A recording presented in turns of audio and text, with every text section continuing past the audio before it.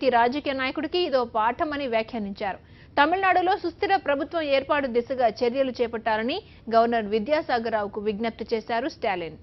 அம்மையார் ஜெயலலிதா அவர்கள் முதலமைச்சராக இருந்த அம்மையார் ஜெயலலிதா அவர்கள் அவருடைய தோழி சசிகலா நடராஜன் அவர்கள் சுதாகரன் அவர்கள் இளவரசி ஆகிய இந்த 4 பேர்களுக்கும் 4 ஆண்டு கால தண்டனை. முதலமைச்சராக இருந்த ஜெயலலிதா அவர்களுக்கு 100 கோடி ரூபாய் ஃபைன், மற்ற மூவர்களுக்கு 10 கோடி ரூபாய் ஃபைன். ஆக இந்த தீர்ப்பு இப்பொழுது நிலைநாட்டப்பட்டிருக்கு.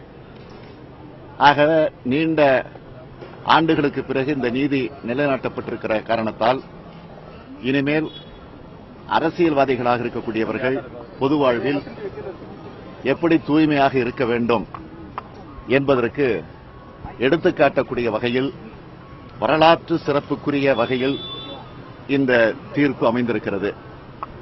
எனவே தீர்ப்பு வந்திருக்கக்கூடிய இந்த நேரத்தில் தமிழகத்தினுடைய ஆளுநராக இருக்கக்கூடியவரை நான் இந்த நேரத்தில் கேட்டுக்கொள்ள விரும்புவது, தீர்ப்பு வந்துவிட்ட காரணத்தால் உடனடியாக ஒரு நிலையான ஆட்சியை தமிழகத்தில் உருவாக்குவதற்கு அவருக்கு இருக்கக்கூடிய அந்த உரிமையின் அடிப்படையில், அரசியல் சாசன சட்டத்தின் அடிப்படையில் உடனடியாக ஒரு நிலையான ஆட்சியை உருவாக்கி தருவதற்கு கவர்னர் அவர்கள் நடவடிக்கை எடுக்க வேண்டும் என்று நான் வலியுறுத்தி வற்புறுத்தி திராவிட முன்னேற்றக் கழகத்தின் சார்பில் கேட்டுக்கொள்கிறேன்.